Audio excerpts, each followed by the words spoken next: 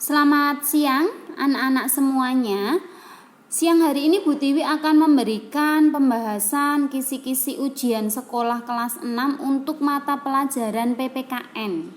Anak-anak nanti bisa pelajari waktu kalian belajar nanti malam atau sore hari. Silakan pelajari sebaik-baiknya.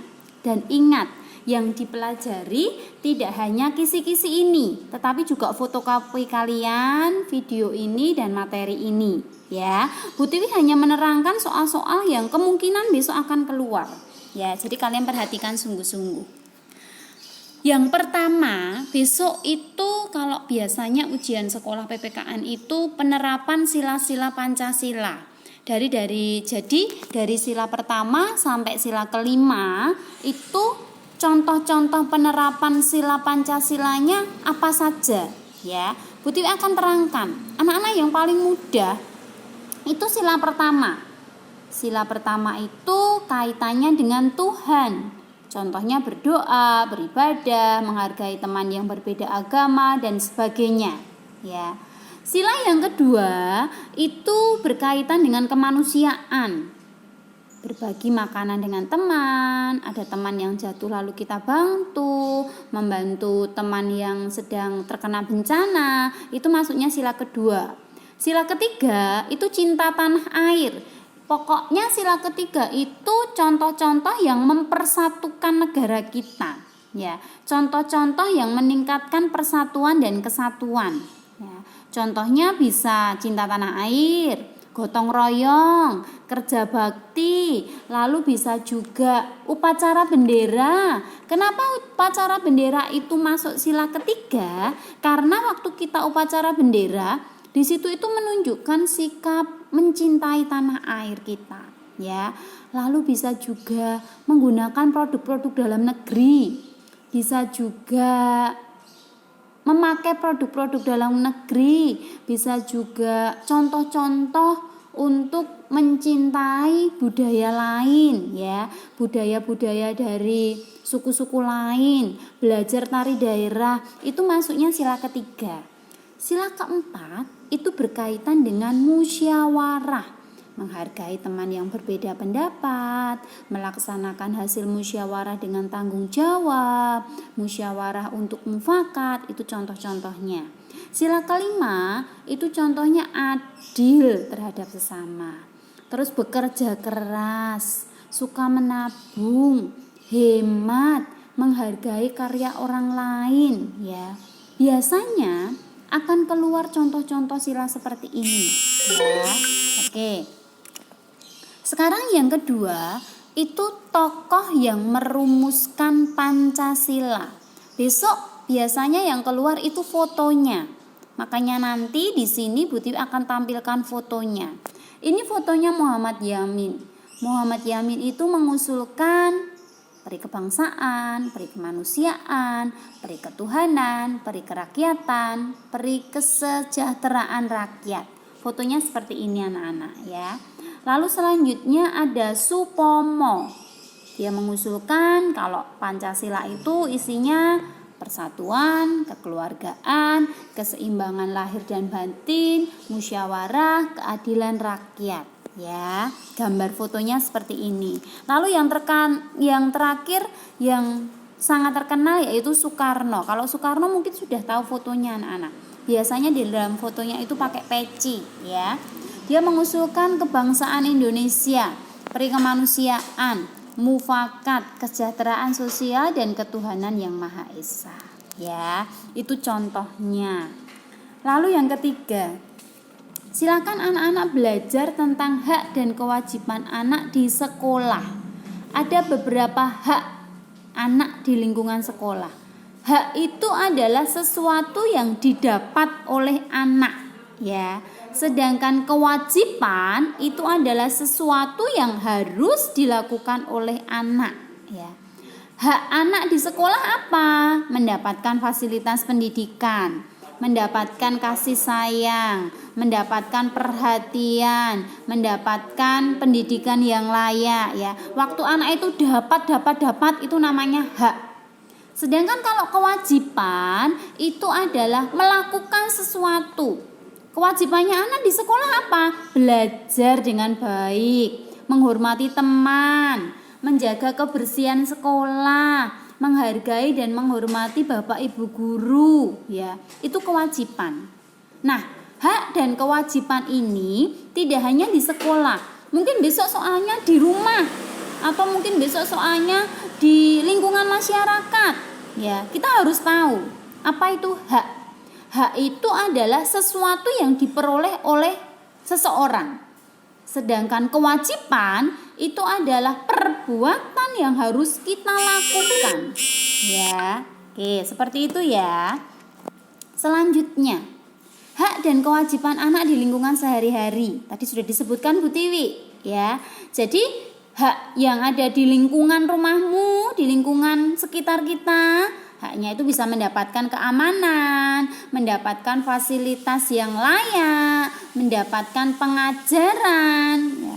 Kewajibannya menjaga keamanan, menjaga kebersihan, belajar dengan baik, itu kewajibannya. Ya, lanjut. Nah, yang kelima adalah bagaimana caranya pemerintah untuk mensukseskan pendidikan, untuk meningkatkan pendidikan yang ada di Indonesia. Bisa dengan memberikan bantuan dana BOS seperti kalian, bisa juga mendirikan gedung sekolah yang layak, bisa juga menambah fasilitas pendidikan, ditambah komputernya, ditambah peralatannya, ya, memberikan bantuan seperti tadi BOS, BPMKS, dapat bantuan KIP dan sebagainya, ya. Menyediakan guru-guru yang profesional, guru-guru yang sudah bersertifikat, ya. Memberikan bantuan buku pelajaran. Nah, itu contohnya. 6. Bunyi UU nomor 20 tahun 2003 pasal 5. Ada sekian banyak yang harus kalian pelajari. Ya, biasanya yang keluar itu yang bawa sendiri. Setiap warga negara berhak mendapatkan kesempatan meningkatkan pendidikan sepanjang hayat. Jadi intinya bunyi UU nomor 20 tahun 2003 pasal 5 itu adalah bahwa warga negara itu berhak mendapatkan pendidikan sepanjang hayat. Sepanjang hayat itu apa, Bu? Sampai seterusnya, tidak ada batasnya, ya. Yang ketujuh, bunyi pasal 65 UU nomor 32 tahun 2009. Ini berkaitan dengan lingkungan hidup. Ya, warga negara berhak atas lingkungan yang baik dan sehat. Setiap orang berhak mendapatkan pendidikan lingkungan hidup. Setiap orang berhak untuk berperan dalam perlindungan dan pengelolaan lingkungan hidup. Itu isinya UU nomor 32 tahun 2009 pasal 65 yang kaitannya dengan lingkungan hidup, ya. Sekarang pasal 27 ayat 3 Undang-Undang 1945. Isinya tentang apa? Membela negara dari segala bentuk ancaman, baik dari dalam dan luar negeri, adalah salah satu kewajiban kita sebagai warga negara Indonesia. Jadi bunyi pasal ini tentang membela negara, itu adalah kewajiban seluruh warga negara Indonesia. Ya anak-anak ya.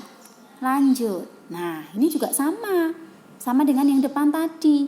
Kalau depan tadi hak dan kewajiban waktu kita di sekolah, waktu kita di lingkungan masyarakat kita. Sekarang sebagai warga negara Indonesia, kita berhak. Hak yang kita dapat apa? Mendapatkan kesejahteraan, mendapatkan perlindungan hukum, mendapatkan pendidikan yang layak, mendapatkan kesehatan, mendapatkan pekerjaan. Waktu kita mendapat, itu namanya hak.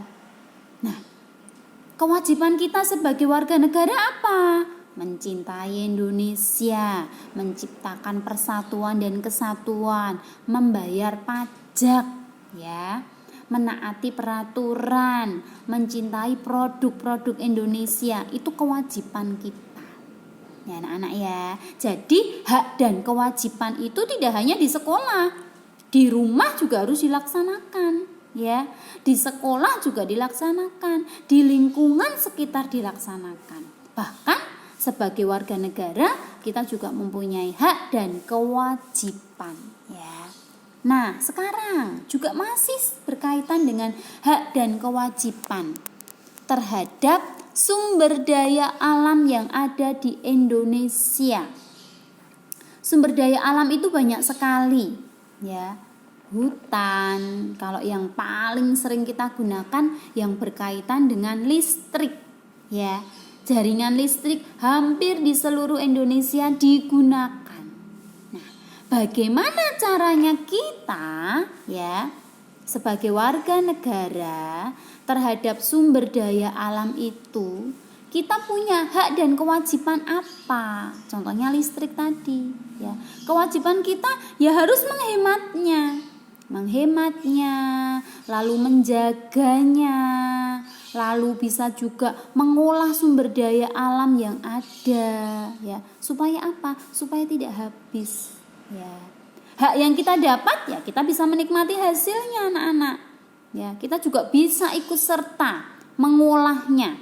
Kalau kita pandai mengolah sumber daya alam, nanti bisa menghasilkan sesuatu yang bisa kita jual, yang bisa kita salurkan kepada orang lain sehingga meningkatkan kesejahteraan. Ya, nanti dipelajari ini juga ya anak-anak ya. Lanjut. Nah, besok akan keluar rumah adat. Rumah adat apa, Bu? Bu Tiwi tidak tahu. Besok itu rumah adatnya apa. Tetapi Bu Tiwi akan mencontohkan. Ini adalah gambar rumah adat dari suku Batak. Ya, besok juga sama, ada rumah adat dari suku mana? Kalau di latihan kemarin itu rumah adat Joglo. Masih ingat ya? Dari suku Jawa. Kalau ini rumah adat seperti ini, ya. Ini dari suku Batak. Upacara adat yang di sana yang sangat terkenal itu namanya Mangirdak.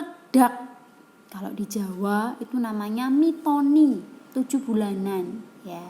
Tarian yang ada di suku Batak yang sangat terkenal itu adalah tari tortor, tari serampang 12. Kalau di Jawa, tari yang terkenal ya tari gambyong, ya, kemarin yang di latihan itu, ya. Nah, anak-anak, nanti kalian pelajari video ini. Kalian pelajari sungguh-sungguh. Tidak hanya ini tok, soalnya tidak 11 tok. Soalnya ada 45. Yang lebih banyak kalian belajar fotokopi kisi-kisi. Dah. Ya, jadi hari ini belajarnya fotokopi kisi-kisi, materi yang disampaikan Bu Tiwi ini dan videonya Bu Tiwi ini. Ya, anak-anak ya, dilihat, dipelajari sungguh-sungguh untuk besok pagi. Ya, kalian ujian sekolah mata pelajaran PPKN, ya. Semangat terus, belajar terus, berusaha terus. Tuhan Yesus memberkati kalian semua. Sampai jumpa.